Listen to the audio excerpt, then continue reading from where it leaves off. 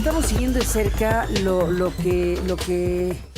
que va a ocurrir en la Suprema Corte, bueno, no lo que va a ocurrir, lo que está ocurriendo y va a ocurrir en la Suprema Corte de Justicia de México en relación a un caso que tiene que ver, no un caso, una sentencia, hay que decirlo, una sentencia emitida por la Corte Interamericana de Derechos Humanos en contra del Estado mexicano en relación a la prisión preventiva oficiosa. Derivada de un caso del que hemos hablado ampliamente, que es el caso García Rodríguez y otro, contra México, y cuyo abogado es Simón Hernández León. El abogado Simón Hernández León está en un enlace con nosotros para hablar de lo que está sucediendo en la Corte, porque el máximo tribunal de justicia del país avaló que la ministra Estela Ríos participe en la discusión sobre este tema, en ver qué resuelve la Corte Suprema sobre esta sentencia de la Corte Interamericana en contra del Estado mexicano. Y es importante el tema porque ella, si bien hoy es ministra de la Corte, en su momento fue parte del equipo del presidente López Obrador en la presidencia, y en ese carácter se manifestó en contra de lo que al final de cuentas es la esencia de esta sentencia. Así que le aprecio mucho a Simón Hernández que esté aquí para hablar del alcance de todo esto, de qué está pasando con este tema y qué están viendo ustedes. Simón, gracias por estar aquí esta mañana. Bienvenido. Muy buen día, Carmen. Muchas gracias por la oportunidad y por poderme brindar este momento para poder compartir con tu auditorio pues la preocupación que tenemos desde Pena Sin Culpa por la decisión que se asumió el día de ayer en torno a la participación de la ministra Estela Ríos.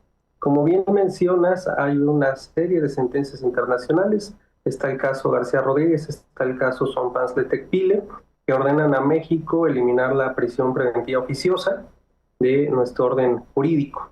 Esto no se ha cumplido a la fecha. Ya hay unos expedientes en la Suprema Corte donde se va a analizar cuál es la forma de dar cumplimiento, reconociendo que esto le corresponde en principio al Congreso de la Unión hacer estas modificaciones, pero que también el Poder Judicial puede aplicar las sentencias internacionales a través de la figura del control de convencionalidad.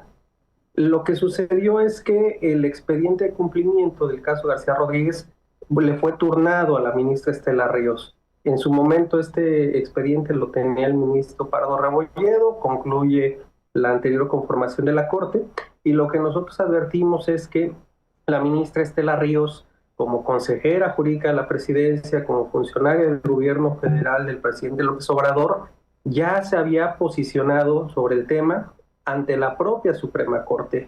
En una comunicación que firmó con el entonces secretario de Gobernación, Adán Augusto, ambos solicitaron a la Corte que mantuviera la figura de prisión preventiva oficiosa.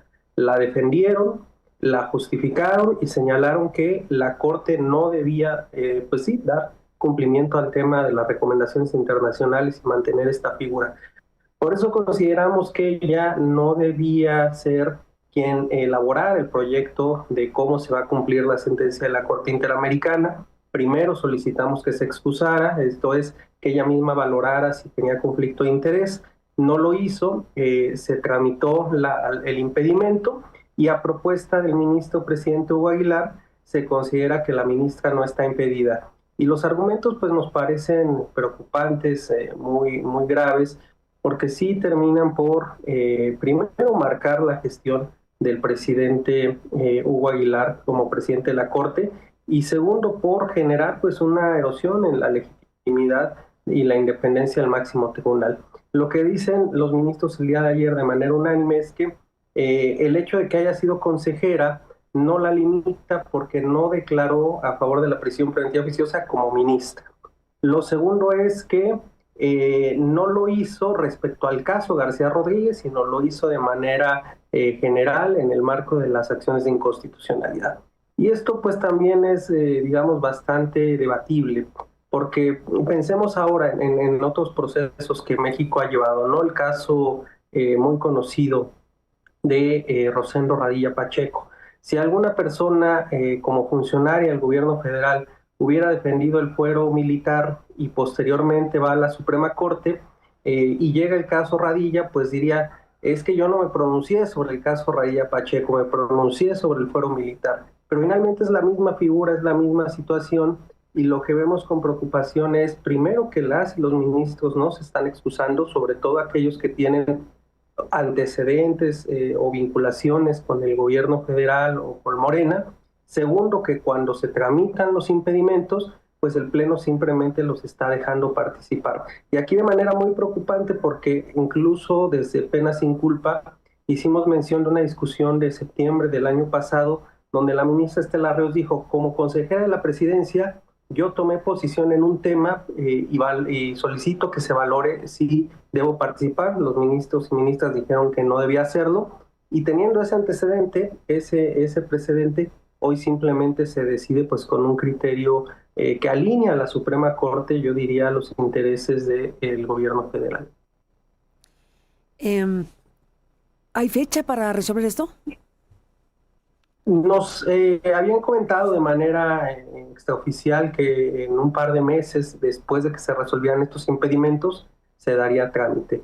Lo que ahora preocupa es pues una ministra que ya ha defendido como funcionaria federal la prisión preventiva oficiosa, pues seguramente hará un proyecto en este sentido, ¿no? De la permanencia de la prisión preventiva oficiosa en contra de la sentencia. Lo que la ministra Estela en su momento manifestó pues fue la posición del gobierno federal del Estado mexicano, que fue derrotada, por así decirlo, en un juicio internacional, de que esta medida, por más argumentación que se diera de que era un pilar de la política de seguridad, era violatoria de derechos humanos y que el Estado debía modificarla, debía dejar solo la prisión preventiva justificada, quitar su carácter automático.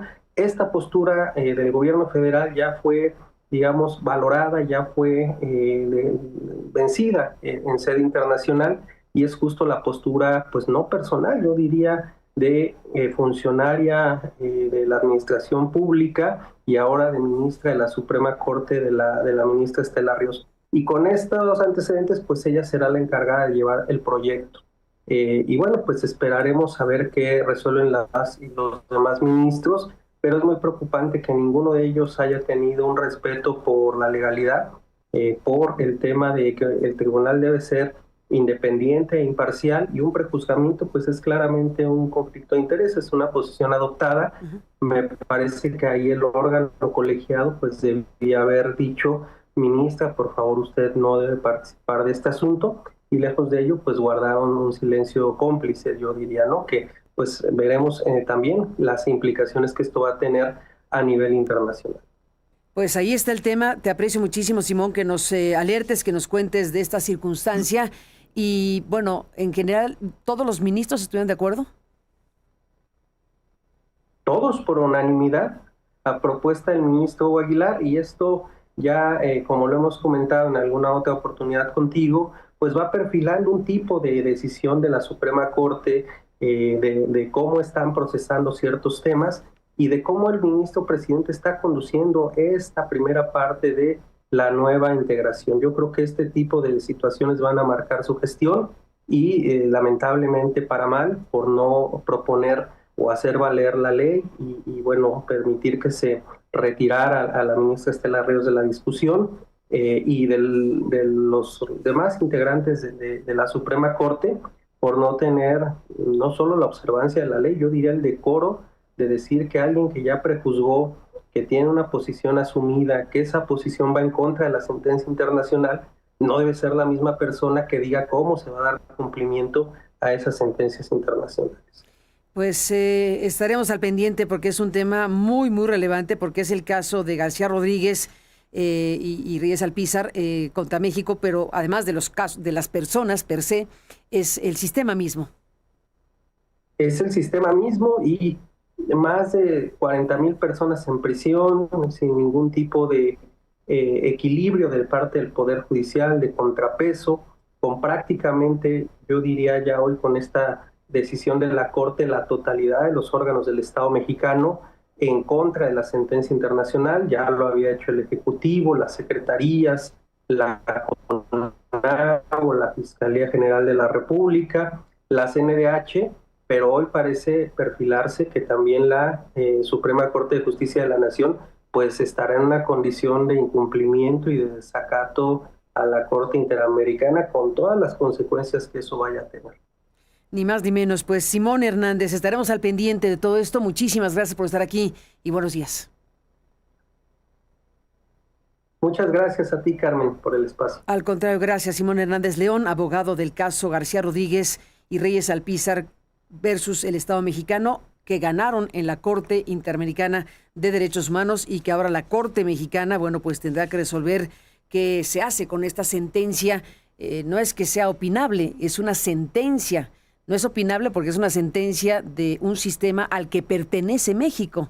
El sistema interamericano de derechos humanos es un sistema al que pertenece México y el Estado mexicano está obligado a cumplir las sentencias de este tribunal, de esta Corte Interamericana, que es la que emitió esta resolución de alcance muy importante, y veremos qué ocurre en la Corte Mexicana con este tema. Por lo pronto está esta preocupación, que es la que ha manifestado el abogado respecto a una de las ministras, que si bien es ministra en este momento, pues fue alguien que se pronunció al respecto en contra de lo que la Corte ordena al Estado mexicano hacer. Así que, pues ahí está la discusión y aquí está el abogado para exponerlo. Así que gracias por estar aquí esta mañana.